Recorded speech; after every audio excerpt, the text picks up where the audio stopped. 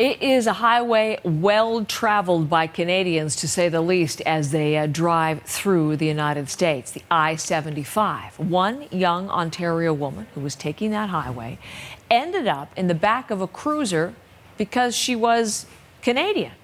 They're taking away my car, and now I can't drive, and I don't know what to do. I'm in Georgia.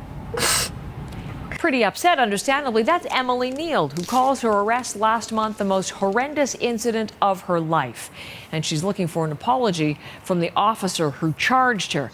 Well, this is a story that certainly caught our attention. Emily Neal out of the cruiser, back in Canada with family in Kleinburg, and with me this morning so we can tell you more about her story. Good to see you, Emily, and thank you for being here. Good morning, Heather. So let's go through what you went through. There you are back in Kleinburg, thankfully. But as I was mentioned there, your story is you were in Georgia, driving through Georgia. You got pulled over for speeding. And this is when the odyssey began. What happened when you handed over your valid Ontario license to that police officer? She saw my license, and then she took a moment, looked down upon it, and she said, "This is not valid." And I was like, "No, my license has not been expired or anything like that." She's like, "No, this is a Canadian driver's license. I can't accept this. How do I know if you are actually Canadian or if this is a forgery? Canadian licenses aren't accepted in the state of Georgia." And I was just flabbergasted when she told me that. How do we know it's not a fraud? Because she did ask you for supplemental ID too, didn't she?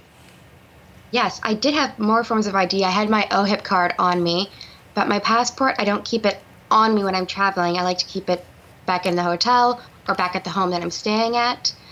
And she kept insisting on seeing my passport, which I didn't have on me. I had a copy of it, along with a copy of my birth certificate and Nexus card, all on my phone, but she did not want to see any of those. Isn't that interesting? Because that's what they often advise you, to keep the originals safe in case of loss or theft or something, and keep copies, and she wouldn't accept those. So then, what happened? She promptly told me that I was now under arrest, I could not drive in the state of Georgia, and that my car had to be impounded. So she put handcuffs on me, frisked me, and put me in the back of her police car, and we waited until a tow truck driver can come and take my car away. And then she took you where? She took me straight to jail. To jail? Yes, to jail, in which I was processed, booked, fingerprinted, mugshot, had to wear orange, the whole shebang, and I was in jail and forced to pay a bail to get out.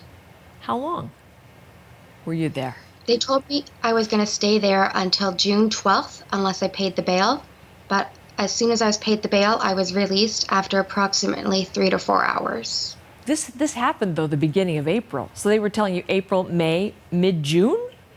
Had you not paid that amount? Yes, it happened April 2nd, which was my birthday. Oh, my goodness. Not such a happy birthday. So there you are. You're all by yourself. You're a young woman in jail in Georgia. I mean, what are you thinking? What are you feeling? I was terrified. I'd never been in that sort of situation. I kept hearing all these noises from other people who were locked up, and I was just kept thinking, oh my gosh, is something going to happen to me? Am I going to get hurt? And no one knew where I was. If it wasn't for the Snapchat feature, Find My Friend, no one would have known that I was in jail. Yeah, so explain that, because we had that video. That video that we'll show again. You were able to grab some of that when you were in the cruiser, and you sent that back to people at home? Yes. I had my cell phone on me. I was not hiding it. The police officer let me keep it. And my cell phone was kind of old, so that the GPS location was not working, so I couldn't find myself. But I was able to send a Snapchat to friends to be like, hey, I don't know where I am. Help me, get me out of jail. And through that app, they knew exactly where my phone was located. They were able to find me and start connecting me with a lawyer and trying to get me out. So it's interesting. We were looking at the Georgia Department of Driver Services website. I mean, it's really clear, Emily. This is what it says. Non-U.S. citizens holding a valid foreign driver's license are allowed to drive in the state of Georgia. I mean, was this officer just mistaken? Or what happened? How is it that you're talking to me now? How was it able to be resolved? I would like to think that she was mistaken. I hate to think that people were actually targeting Canadians. But in the back of my mind, and from stories that I've now been hearing from so many people, I think this particular stretch of highway, they are targeting Canadians because they know they're not going to come back to protest any of the fees. So they can easily make some money off of a quick speed trap. And then when they saw that I had an invalid license, they thought maybe they could make more money because the money goes directly back to that county sheriff's office. How much did you end up paying? The bond was set for 880 USD, but with fees and everything like that, it came to 927 USD, and then it cost me another 200 USD to get my car out of the impound lot. Wow. So here you are, you're in the hole, you've had this experience, and is everything done now, or are there still matters yet unresolved for you?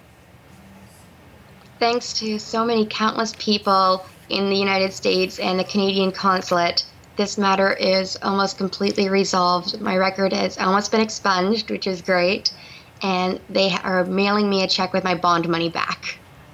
Well, that is good news, and it'll be all hopefully in the distant past. And yet, it's such a vivid account. And the I-75, how many untold millions of Canadians take that highway heading down to Florida or wherever?